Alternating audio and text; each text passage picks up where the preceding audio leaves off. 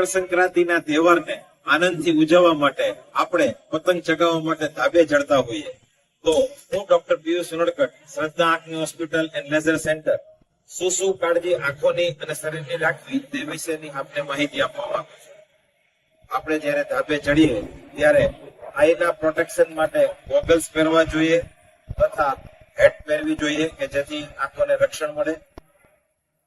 આપણા શરીરમાં જ્યારે તડકાનો સૂર્યપ્રકાશ ખૂબ જ આવતો હોય ત્યારે શરીર ડિહાઇડ્રેટ થતું હોય છે, તો વારંવાર પાણી પીવું જોઈએ. જ્યારે પણ આપણે ધાબા ઉપર દોડાદોડી કરતા હોઈએ છીએ ત્યારે ધાબા ઉપરથી પડી ન જાય તેની ખાસ કાળજી રાખવી જોઈએ.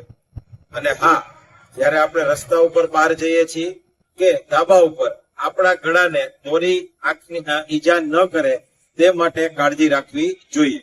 તો આવી બધી કાળજી રાખી આપ મકર સંક્રાંતિનો તહેવાર ખૂબ જ આનંદથી માણો. હું ડોક્ટર પિયુષ ઉનડકટ આપ સૌને હેપી મકર સંક્રાંતિ વિશ કરું છું.